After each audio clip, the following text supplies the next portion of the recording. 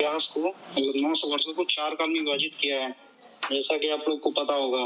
तो आदिकाल को उन्होंने वीरगाथा काल नाम रखा है ना, जिसका समय जो है 1050 से 1375 तक है। फिर उसके बाद उन्होंने पूर्व मध्यकाल को भक्ति काल नाम दिया है और उत्तर मध्यकाल को रीति काल और इसी प्रकार आधुनिक काल को उन्होंने गद्य काल नाम दिया। तो आज हम लोग आदिकाल या मतलब वीरगाथा काल की बात करेंगे। तो उन्होंने पहले तो स्टार्टिंग में बता दिया है कि आदिकाल या मतलब किसी भी काल को कैसे निर्धारित किया उन्होंने। तो किसी भी काल को निर्धारित करने के लिए उन्होंने उसका 2 कारण बताया है। पहला कि ग्रंथों की प्रचुरता, कि मतलब कि अगर कोई भी काल हम निर्धारित करते हैं, जैसे मान लीजिए आदिकाल को उन्होंने निर्धारित किया कि उसका समय 1050 से 1375 तक होगा, तो उसको उन्होंने बताया कि उसमें सबसे ज्यादा जो ग्रंथ पाए गए, जो सबसे ज्यादा रचना पाएगी वो वीर गाथा की थी, मतलब वीरता की थी। तो पहला उन्होंने कारण बताया कि अगर कोई भी काल को निर्धारित करना है तो उसमें देखना पड़ेगा तो उसमें किस प्रकार के ग्रंथ पाए गए हैं। और दूसरा कि उसमें जो अन्य ग्रंथ पाए गए, जैसे कि आदिकाल में भी वीरता के भी और श्रृंगार के भी और उपदेश के भी ग्रंथ पाए गए हैं, लेकिन सबसे ज्यादा जो पाए गए हैं परिमाण में जो सबसे ज्यादा पाए गए वो वीरता के पाए गए, इसलिए उन्होंने आदिकाल का नाम वीरगाथा काल रखा ना। तो ऐसे इसी प्रकार से जितने भी काल का उन्होंने निर्धारण किया है तो 2 ही कारणों को आधार बना के किया है। पहले की ग्रंथों की प्रचुरता और दूसरा कि उस काल में कितने सबसे ज्यादा ग्रंथ पाए गए वो किस प्रकार के थे। बस 2 कारणों के आधार पे उन्होंने कोई किसी काल का निर्धारण किया है।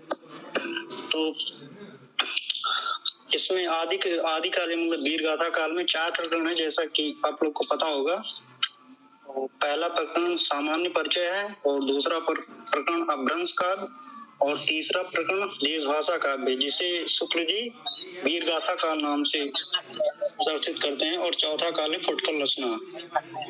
तो इतना तो पहले की क्लास में हो गया था लगभग ना। जी सर। आवाज किसी की आ रही है रिटर्न? तो फिर आगे बताते हैं कि जैसे कि बता दिए ना कि शुक्ल जी ने आदिकाल को 4 प्रकरण में बांट दिया है, सामान्य परिचय और दूसरा अपभ्रंश काव्य, तीसरा देश भाषा काव्य। इसको आप लोग नोट कर लीजिएगा। देश भाषा काव्य को उन्होंने स्पेशली वीरगाथा काल क्या कहा है। सामान्य परिचय और अपभ्रंश काव्य को तो नॉर्मल आदिकाल के अंतर्गत रखे हैं, लेकिन देश भाषा काव्य को उन्होंने वीरगाथा काल नाम दिया है। और चौथा जो प्रकरण है उसका नाम है फुटकल रचना, जिसमें अमीर खुसरो और विद्यापति के बारे में उन्होंने वर्णन किया है। तो कोई बताएगा कि अपभ्रंश काव्य में क्या है? कोई भी अपभ्रंश काव्य में किसका वर्णन किया है शुक्ल जी ने? आप लोग थोड़ा थोड़ा बताएंगे तो उसी के आधार पे हम भी थोड़ा आगे चलते चलेंगे। क्या बोलिए? ठीक है, उन्होंने आदिकाल में तो मतलब तो पहले प्रकरण में सामान्य परिचय दिया है कि मतलब पूरे जो आदिकाल 1050 से 1375 तक इसमें क्या क्या हुआ है उन्होंने सामान्य परिचय में बता दिया, जो आज हम लोग पढ़ेंगे। और प्रकरण 2 है जिसमें अपभ्रंश काव्य है, जिसमें उन्होंने सिद्ध, जैन और नाथ तीनों के बारे में वर्णन किया है कि ये किस प्रकार इनकी पद्धति थी, किस प्रकार से ग्रंथ रचे गए हैं, और उसमें ये बोला है जो कि अन्य आलोचक उन्हीं के आधार पे बनाते हैं। और चौथा प्रकरण है फुटकल रचना, जिसमें अमीर खुसरो और विद्यापति को उन्होंने रखा है स्पेशली। तो अब हम शुरुआत करते हैं प्रकरण 1, जो कि सामान्य परिचय के नाम से जाना जाता है। तो इसमें शुक्ल जी ने बताया कि आदिकाल का निर्धारण कैसे किया उन्होंने और कब से उसकी शुरुआत मानी जाती है। तो पहली क्लास में मैंने बताया था कि प्राकृतिक की 3 अवस्था पाई जाती है। कोई बता सकता है कौन कौन सी है?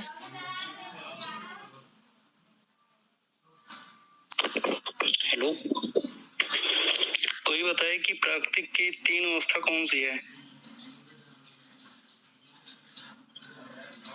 चलिए ठीक है, मैं बताता हूँ कि जैसा कि मैंने पहले बताया था प्राकृतिक की 3 अवस्था है, पाली, प्राकृतिक और अपभ्रंश।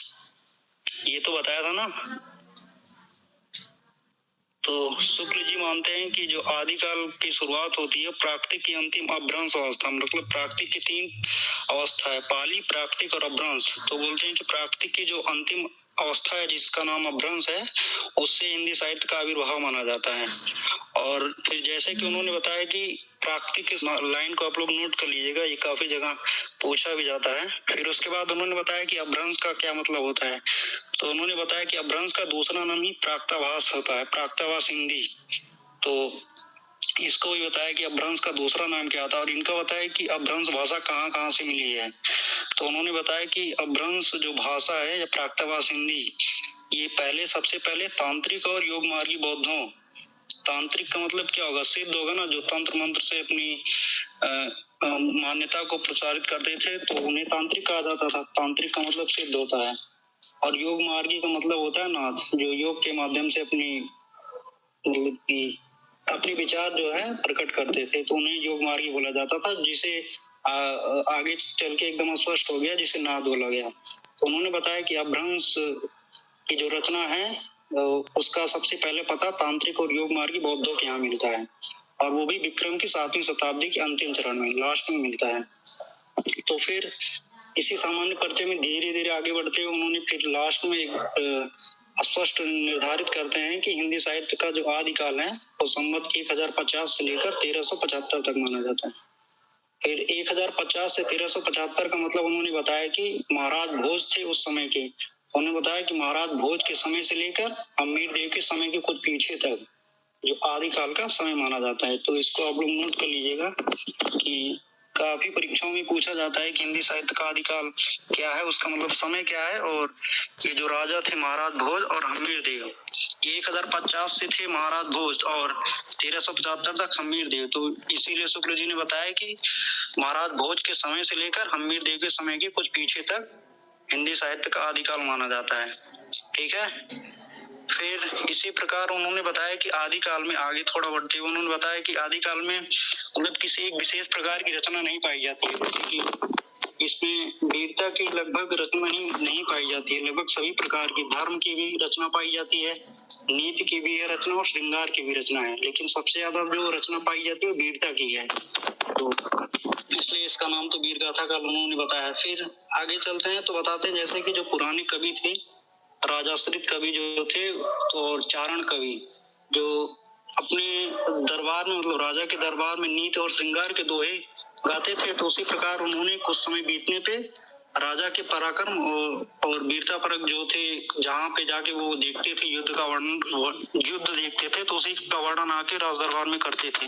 तो ये यही परंपरा धीरे धीरे आगे विकसित हुई और उसी के नाम पे उन्होंने रासो नाम रखा। ठीक है। तो जैसे कि उन्होंने इसके पहले भी एक बार स्पष्ट कर दिया कि जैसे आदिकाल का मतलब होता है, तो उन्होंने वीरगाथा काल रखा है।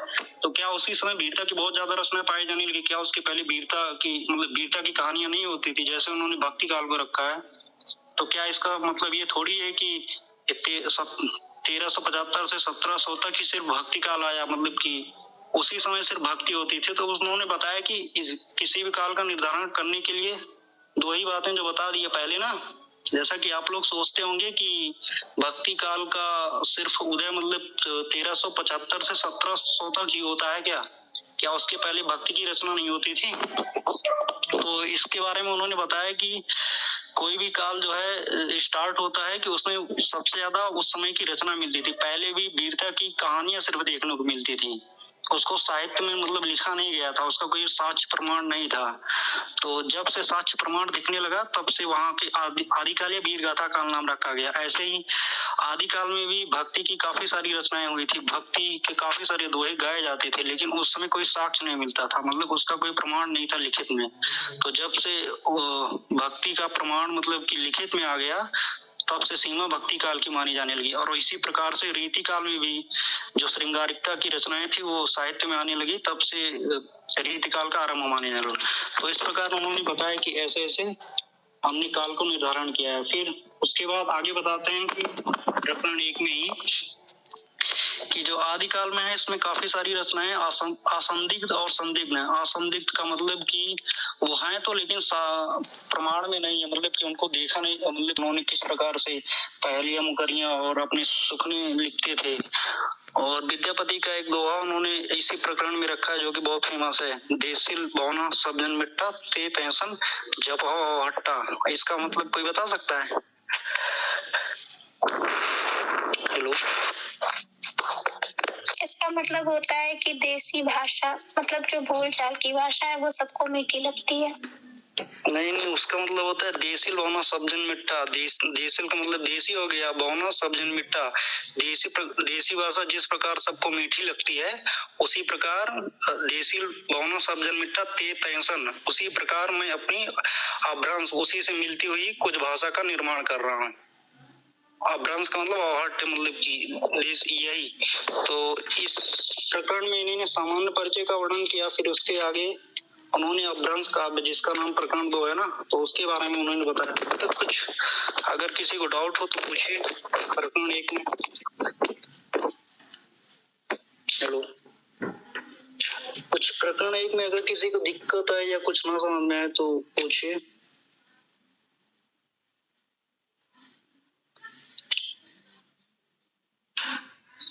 किसी को भी अगर कुछ दिक्कत है तो बताइए प्रकरण 1, क्योंकि ये प्रकरण 1 ही सबसे ज्यादा महत्वपूर्ण है और लगभग प्रश्न है, कहीं भी आप किसी भी परीक्षा में बैठेंगे तो इसी से काफी सारे क्वेश्चन उठ जाते हैं।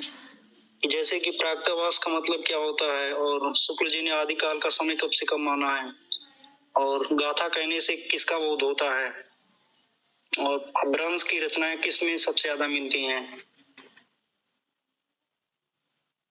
तो अभी आपने बताया कि उस समय के कवियों की भाषा प्राकृताभास थी, तो जनभाषा क्या थी?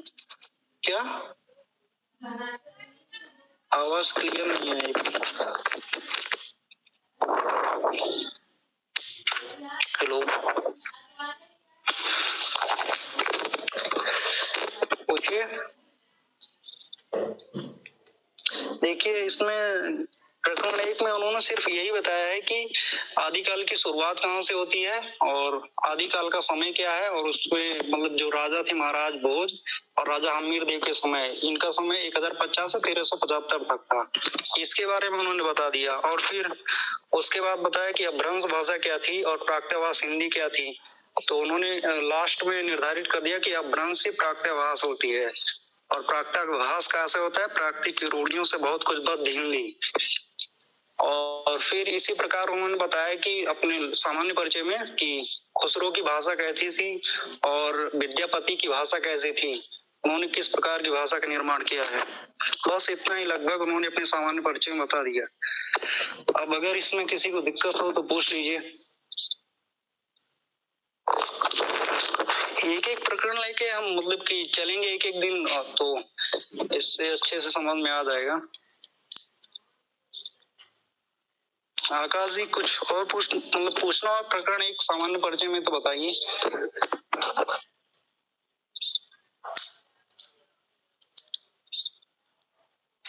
जैसा कि आपने बताया कि उस समय के जो कवियों की भाषा थी वो प्राकृताभास थी, तो उस समय की जनभाषा क्या थी? जन भाषा प्राक्तभास का मतलब समझ लीजिए, जैसे जन भाषा का मतलब होता है कि लोग बोलते हैं, जैसे कि अभी गांव में जो बोलियां होती हैं वो जन भाषा के रूप में मतलब की जानी जाती हैं। और ये प्राक्तभास जो भाषा है ये क्या कहते हैं, उस समय के पढ़े लिखे जो कवि थे वो बोलते थे, जो मतलब कि अब अगर कोई भी दोहा गाता है तो उसे पढ़ाई लिखा मान सकते हैं ना। तो उस समय जो लोग दोहे या मतलब कि किसी भी रचना को गा के सुनाया करते थे तो उन्हें प्राकृताभास, उस भाषा को प्राकृताभास बोलते थे। और जो नॉर्मल आम जन, मुझे हाँ बस मैं ये पूछ रही हूँ कि आम जन जो बोलते थे उस भाषा का नाम क्या था?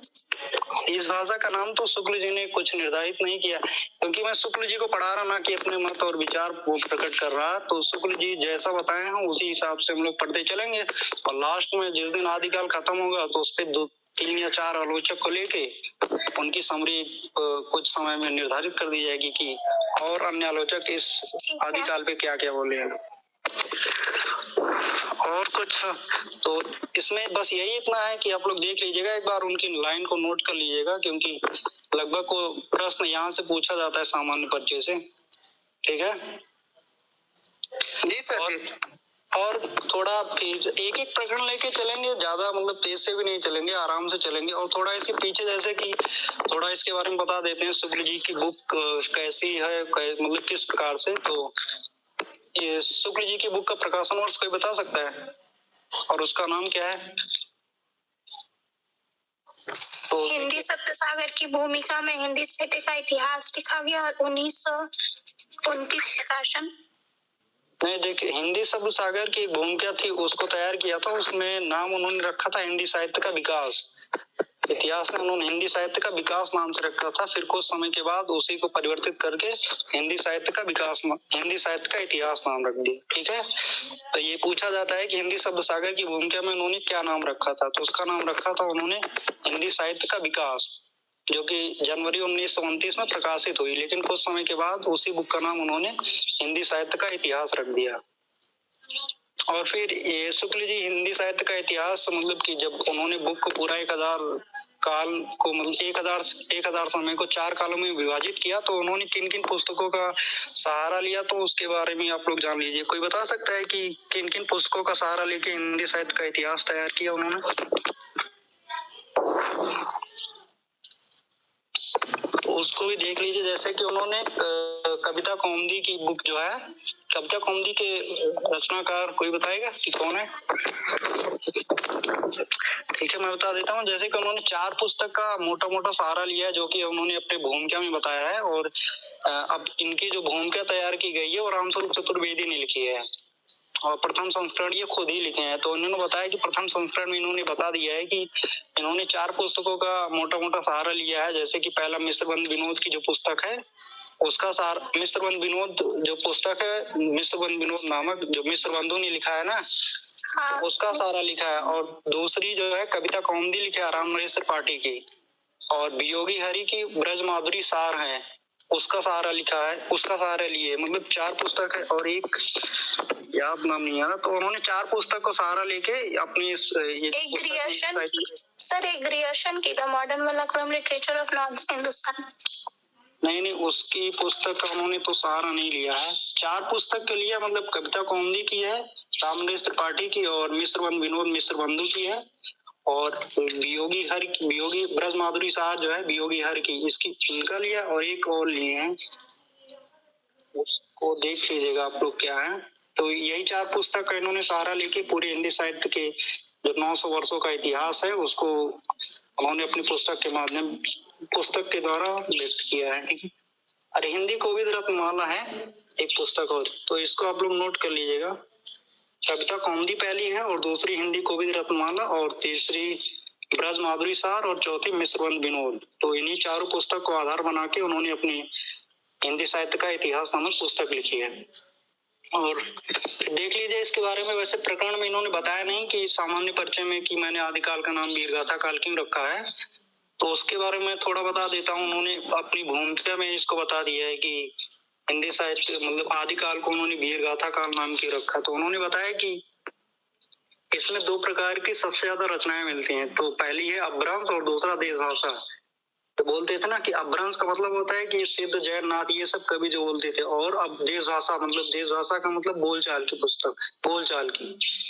तो और इसमें बताया कि उन्होंने जैन के बारे में क्यों वर्णन किया है, जबकि शुक्ल जी सिद्ध और नाथ को साहित्य की कोटि में नहीं रखते हैं। बोलते हैं कि ये लोग मतलब कि इनकी जो भाषा थी वो कुछ अलग थी, तो लेकिन इसका वर्णन इन्होंने अपनी बुक में किया, इसलिए किया है क्योंकि आगे हम जब बढ़ते हैं भक्ति काल में, तो लगभग जो ज्ञान मार्गी शाखा है वो नाथ साहित्य से प्रभावित होती दिखाई देती है। तो इसलिए उन्होंने बताया कि सिद्ध और नाथ का वर्णन इसीलिए किया क्योंकि आगे आने वाले समय में इन्हीं से सब लोग प्रभावित थे। तो इसलिए उन्होंने अपभ्रंश काव्य में सिद्ध और नाथ का वर्णन किया, जबकि वो इनको साहित्य की कोटि में नहीं रखते हैं। तो वो तो अलग बात हो जाती है। तो मैं जिस बता रहा था कि उन्होंने वीरगाथा का नाम रखा तो 12 पुस्तक के आधार पे उन्होंने रखा था। तो कोई बता सकता है कि 12 कौन कौन सी? 4 जो कि वो विजयपाल रासो, हम्मी रासो, कीर्तिलता और जो 8 पुस्तक थी देश भाषा काव्य, जिसमें कुमान रासो, विशल देव रासो, पृथ्वीराज रासो, जयचंद्र प्रकाश, जय मयंक, जस चंद्रिका, परमाल रासो, और खुशबू की पहेलियां, और विद्यापति पदावली। ठीक, तो हाँ बहुत सही। तो इन्होंने मतलब कि जो 12 पुस्तक थी उसको 2 भाग में डिवाइड किया, मतलब कि बांटा, विभाजित किया, जिसका पहला नाम है अपभ्रंश। अपभ्रंश को इन्होंने साहित्यिक पुस्तक दिया, तो और दूसरा है देश भाषा।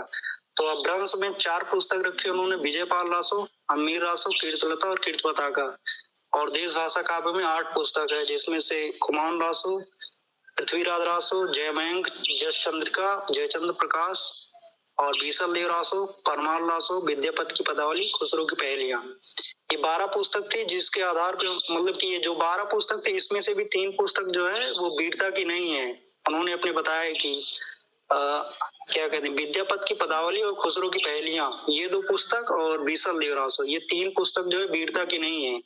और इन्हीं 3 पुस्तकों को निकाल दिया जाए तो जितनी बाकी बची मतलब 9 पुस्तकें हैं, ये वीरता की हैं। और इन्हीं 9 पुस्तकों को आधार मतलब मुख्यतः आधार बना के उन्होंने वीरगाथा का नाम रखा है। उन्होंने आगे बता भी दिया है कि मतलब अंतिम दो का मतलब खुसरो की पहेलियां और विद्यापति पदावली, ये लास्ट की 2 पुस्तक थी।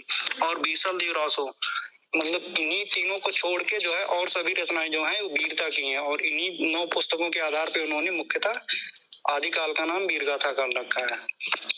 ठीक है, तो और कुछ आए और ऐसे उन्होंने भक्ति काल के बारे में फिर जो पुस्तक थी उसको देखा कि भक्ति काल की रचनाएं बहुत ज्यादा हुई हैं इस समय, तो उन्होंने भक्ति काल की सभी पुस्तकों को आधार बना के उसका नाम भक्ति काल रख दिया। और फिर इसी के आधार पे रीति काल और उसी के बाद आधुनिक काल को उन्होंने गद्य काल नाम दिया, क्योंकि गद्य काल उनके कहने का मतलब था कि उस समय जो पहले सब दोहों में इन सब में भाषा मतलब कि लिखते थे, दोहों में कविता करते थे और सब में मतलब कि गद्य का भी उस समय पहले भी उसके पहले भी गद्य लिखा जाता था, लेकिन वो कविता के माध्यम से लिखा जाता था।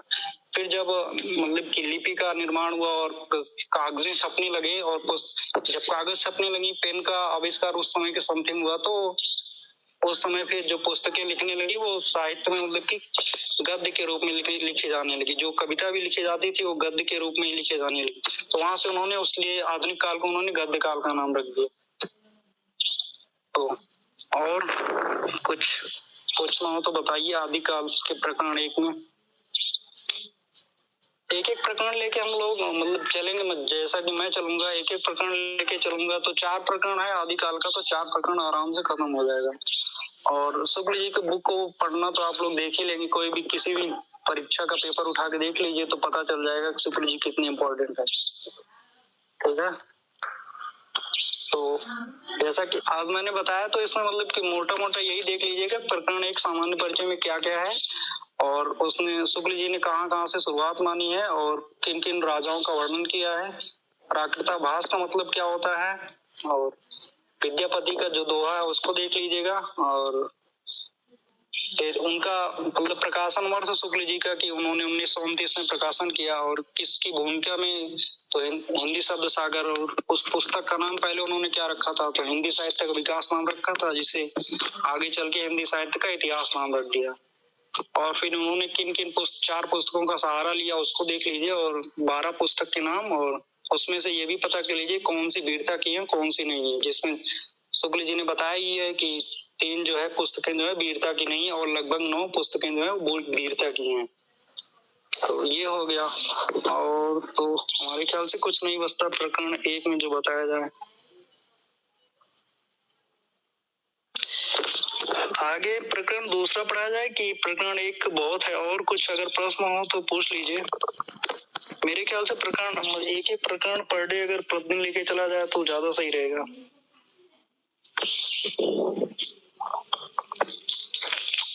और आकाश जी बताइए कुछ अगर इसमें से हो तो।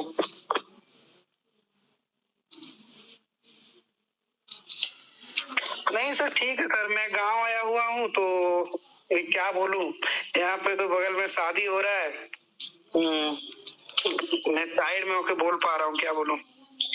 हाँ नहीं, मैं भी तो मतलब मुझे भी कोई नहीं, मतलब कोई भी अगर और कुछ मतलब किसी भी टॉपिक से पूछना चाहे तो पूछ ले। वैसे कि मैं जैसा चाह रहा हूँ कि आदि का मतलब कि शुक्ल जी के हिसाब से एक प्रकरण एक दिन लेके चला जाए, क्योंकि अगर मान लो मैं दूसरा भी प्रकरण अभी पढ़ा दूं वंश का, तो वो तो काफी लंबा भी, और फिर आपस में नहीं सर, आपको जैसा अच्छा लगे वैसा कीजिए, ठीक ना। आप लोग को मुझे पता है कि आपको अनुभव भी ज्यादा होगा, ठीक ना। तो नहीं मतलब कि शुक्ल जी का पुस्तक पढ़ने का मतलब है कि एक मोटा मोटा साहित्य की समझ भी आ जाएगी, और जितने भी परीक्षा हो रही है सब में लगभग शुक्ल जी की पुस्तक को आधार बना के काफी प्रश्न पूछे जाते हैं। अभी सामान्य परिचय से आप लोग देख लेंगे तो लगभग हर परीक्षा में बहुत सारे प्रश्न उठते हैं, तो उसको एक बार देख लीजिए। तो इसीलिए मैंने शुक्ल जी की पुस्तक को मतलब कि बनाया कि इसी के आधार पर, यहाँ तक कि JRF और PhD एंट्रेंस में भी लगभग इन्हीं पुस्तक का सहारा लेके बहुत सारे प्रश्न बनाए जाते हैं, और कोई पुस्तक सिर्फ नाम मात्र के लिए उसका सहारा लिया जाता है। सर ये लोग जो जुड़ते हैं ना, ये लोग सेमेस्टर 1, 2, 3 यूजी के है, ठीक ना? तो यूजी के हिसाब से देख के ये लोग को अगर बताया जाए तो बेहतर होगा। धीरे धीरे मतलब एडवांस आएंगे हम लोग। मतलब कि एडवांस इसीलिए मतलब मैं समझ नहीं पा रहा किस प्रकार से मतलब बोला जाए, किस प्रकार से बिल्कुल बताया जाए। एकदम बेसिक आप बताइए, ठीक ना, कि सब लोग को समझ में आ जाए, जन सामान्य को समझ में आ जाए। हाँ नहीं, जैसे कि सबसे ज्यादा अगर साहित्य को पढ़ना है तो मतलब साहित्य को समझना है तो सबसे ज्यादा पुस्तकें पढ़नी पड़ेंगी। ऐसे व्याख्यान से तो मतलब हालांकि समझ में आ ही जाता है, लेकिन सबसे ज्यादा अगर आप पुस्तकें पढ़ेंगे तो साहित्य और ज्यादा समझ में आएगा। तो इससे पहले तो मेरे ख्याल हिसाब से अगर जैसे कि विश्वनाथ त्रिपाठी अगर ना पढ़ पाए हों तो मतलब एक दिन में 3-4 मतलब कि हम लोग मिल के विश्वनाथ त्रिपाठी को ही पढ़ा दें कि विश्वनाथ त्रिपाठी में क्या क्या मीन है, क्या क्या छोड़ा जा सकता है। तो उसको समझने के बाद फिर धीरे धीरे छोटा छोटा टॉपिक लेके चलेंगे। जैसा कि आपने बताया यूजी के हैं तो हाँ सर, अगर भी विश्वनाथ त्रिपाठी को पढ़े और समझाए, आपको आपके द्वारा समझाया जाए तो वो बेटर रहेगा। फिर अगर यदि ये हिंदी साहित्य का इतिहास रामचंद्र शुक्ल, आचार्य रामचंद्र शुक्ल का पढ़ा जाए तो वो बहुत अच्छा रहता है। हाँ, तो मतलब जैसे भी आप मतलब बताएं कि मैं तो ठीक है शुरुआत कर दूंगा विश्वनाथ त्रिपाठी को 2 या 3 दिन में समझा दिया जाए। समझाने के बाद क्या है, खुद से पढ़ेंगे एक बार तो ज्यादा समझ में आ जाएगा फिर, क्योंकि अगर स्टार्टिंग में चालू करेंगे पढ़ना तो नहीं समझ में आएगा ना। बिल्कुल, जैसे कि आपने आज आप बतलाए प्रकरण 1 हिंदी साहित्य का इतिहास आचार्य रामचंद्र शुक्ल के किताब से बतलाया। अगर यदि यही चीज कोई जान जाता है, मतलब ये चीज हम लोग नोटिफाई कर देते तो क्या होता, कोई ना कोई एक बार देख लेता है। अगर यदि एक बार देख लेता तो वो बहुत अच्छे से समझ लेता, वही नहीं हो पाता है ना।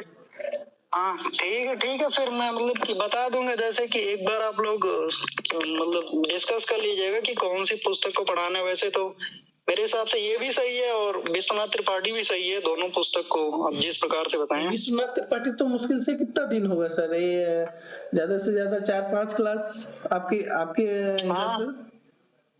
हाँ, तो मैं 4-5 क्लास में एक बार मतलब कि जो पढ़े वो पढ़ लेना, जो नहीं पढ़ पाए वो अब पढ़ ले, तो 4-5 क्लास में तो मैं उसको खत्म कर दूंगा। तो वो बेटर रहता है। उसके बाद ही इस चीज पे आएंगे तो वो ज्यादा समझ में आता है। और जैसे कोई मतलब कि इन सब हाँ पढ़ लेंगे, जो नहीं पढ़े हैं तो और अभी पढ़ ले 1-2 दिन में, तो अगले जो शनिवार और रविवार होगा उसमें मैं मतलब कि 2-3 क्लास में लेके या 2-3 घंटा लेके एक दिन में तो उसको खत्म कर दूंगा 2 या 3 दिन में। ठीक है, फिर उसके बाद रामचंद्र शुक्ल की पुस्तक को उठाया जाएगा। कल परसों आप रहोगे ना सर?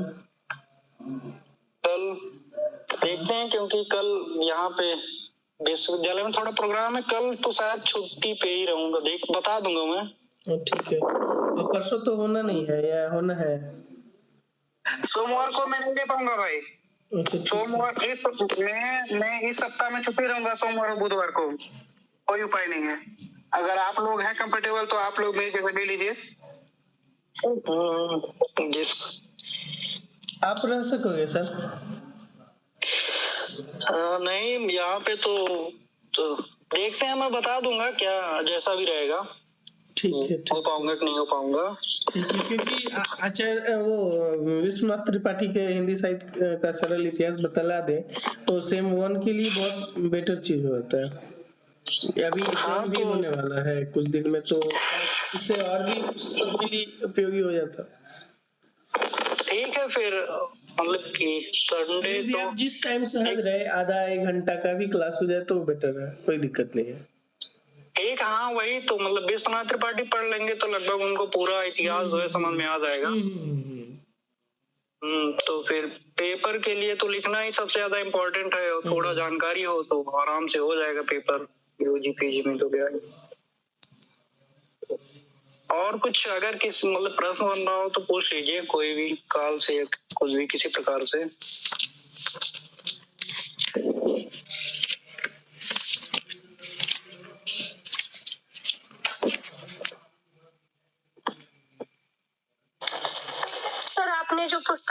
जिसके आधार पर शुक्ल जी अपना इतिहास लिखते हैं, उसको एक बार फिर से बताएं। राष्ट्रीय कवि कितने हैं सर?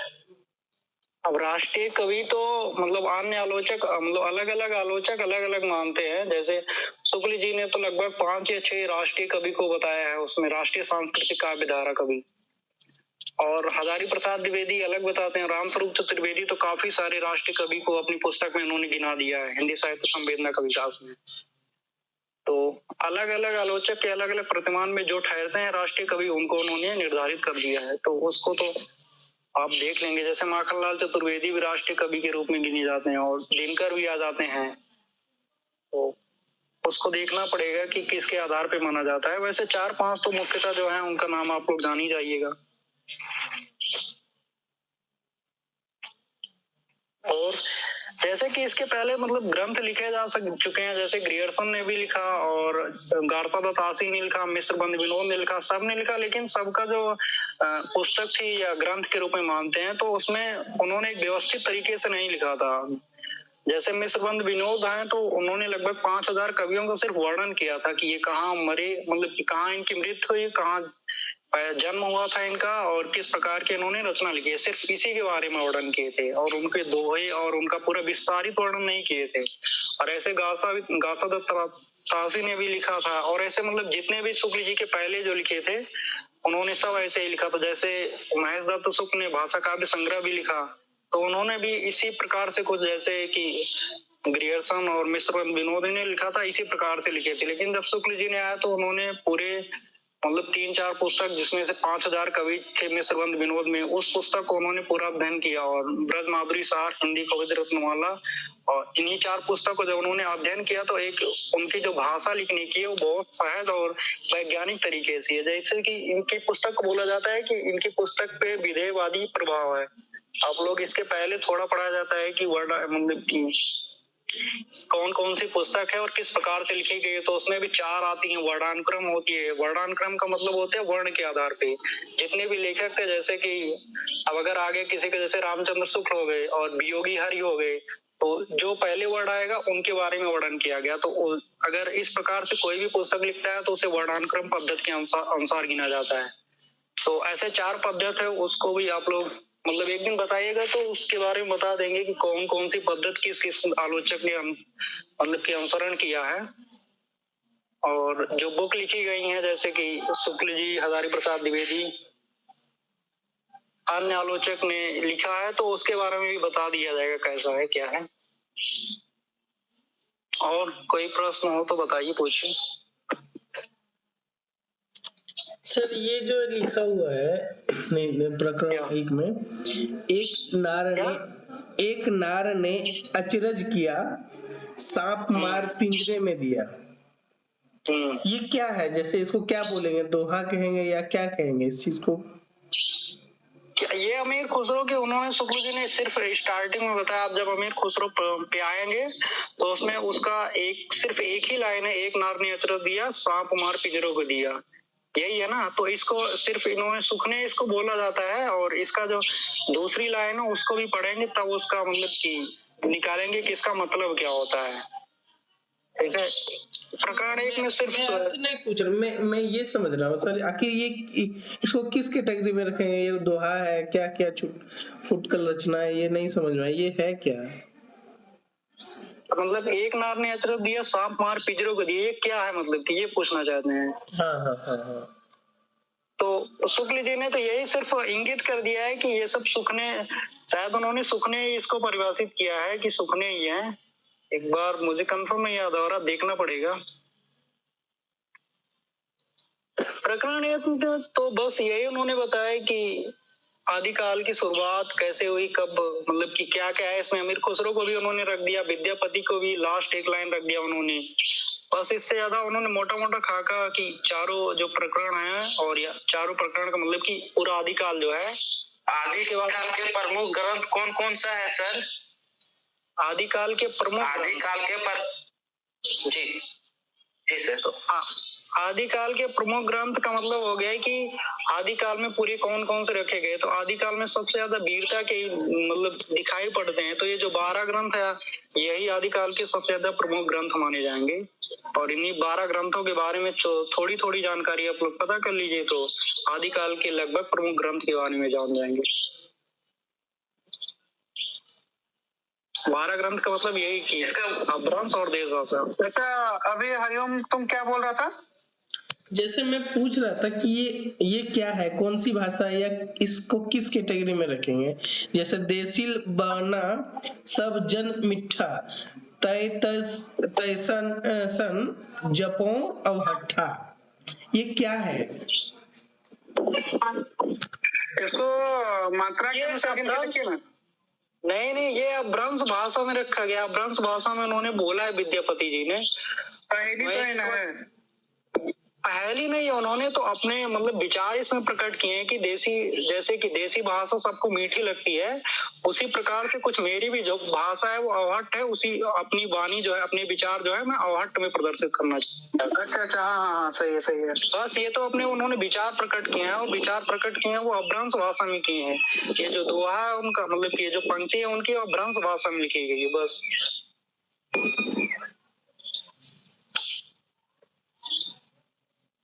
और कुछ बताइए, और प्रश्न हो तो पूछिए।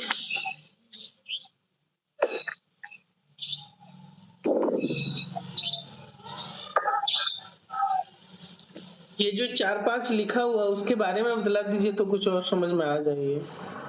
4-5 का मतलब क्या? जैसे एक है ना, चलिया वीर हमीर पाव भर मेंझिन कपई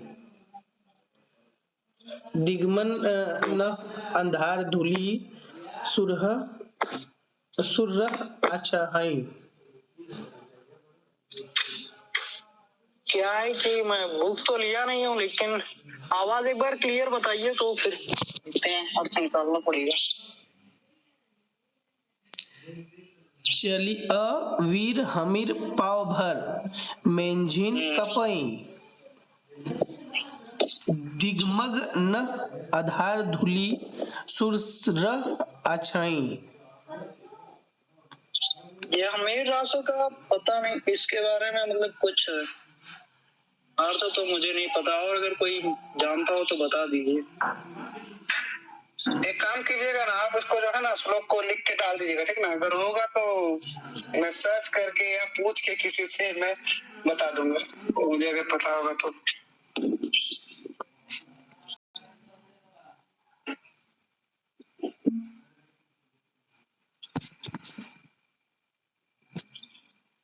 ठीक है सर, तो आज हमको लगता है कि कोई सवाल नहीं होगा, तो आज खत्म किया जाए।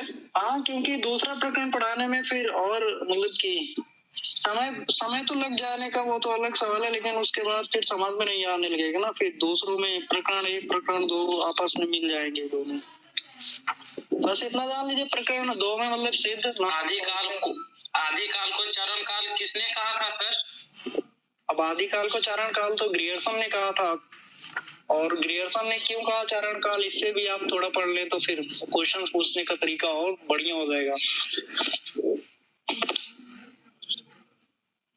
ये सब मतलब आदिकाल में लगभग फैक्ट है जिसको हमें रटना पड़ेगा कि आदिकाल को वीर गाथा काल किसने कहा, राहुल सांकृत्यायन ने सिद्ध सामंत काल कहा। तो इसके पीछे भी अगर आप थोड़ा भी पढ़ेंगे तो समझ में आ जाएगा। जैसे कि राहुल सांकृत्यायन जी ने सबसे ज्यादा फोकस जो उन्होंने अपनी बुक है हिंदी काव्य धारा उस पे किया है, तो सिद्ध को लेके किया है, ठीक है। तो इस सिद्ध को लेके किया, तो उन्होंने जब आदिकाल को देखा तो उसमें उन्होंने सबसे ज्यादा पाया कि सिद्ध ही है, और सिद्ध के बारे में ही उन्होंने अपनी पुस्तक में वर्णन भी किया, तो इसलिए उन्होंने आदिकाल को सिद्ध सामंत युग कह दिया।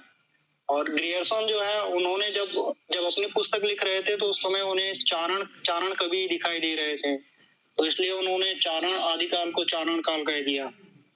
और जैसे कि रामचंद्र शुक्ल जो है, तो जब उन्होंने आदिकाल को अपनी तरफ से देखना चालू किया तो उन्होंने देखा कि आदिकाल में सबसे ज्यादा वीरता की रचनाएं मिली गई हैं, वीरता के ग्रंथ मिले गए हैं, तो उन्होंने आदिकाल को वीर गाथा काल नाम रख दिया।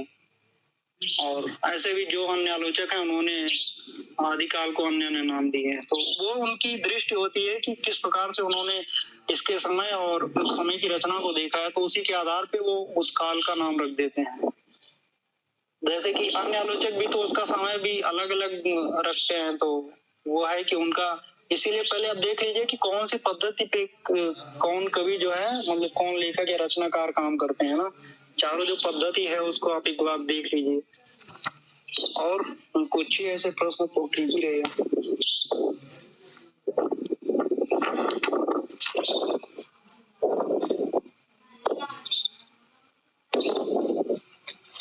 और पूछिए कोई प्रश्न, पूछिए आराम से, कोई दिक्कत नहीं है।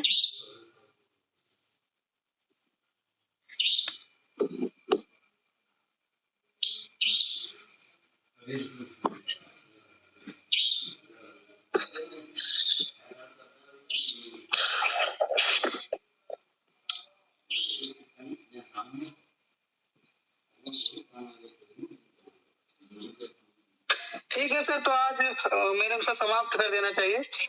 हाँ जैसा बोलिए। सर, आदिकाल विभाजन और नामकरण किसने दिया था सर?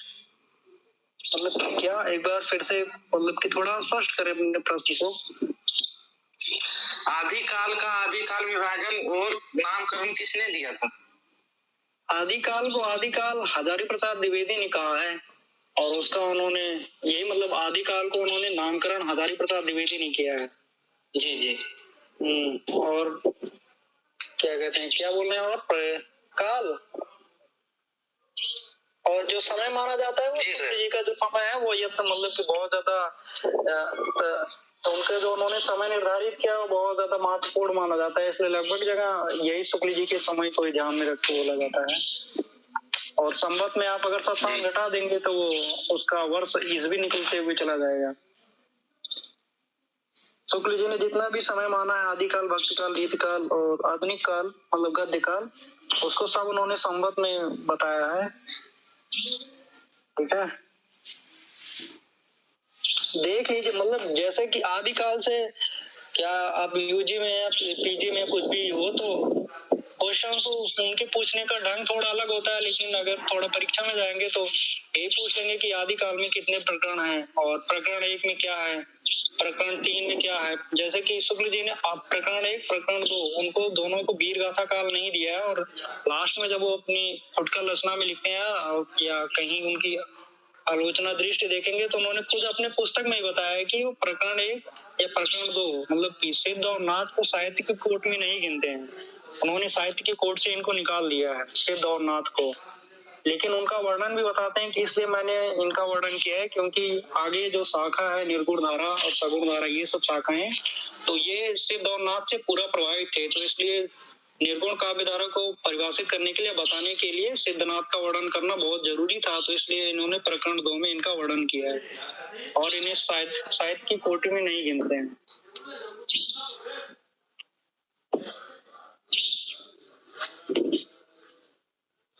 और तो और बताइए फिर।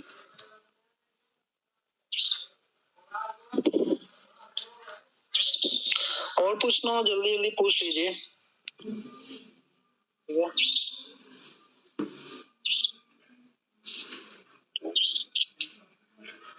9 ही लोग हैं टोटल।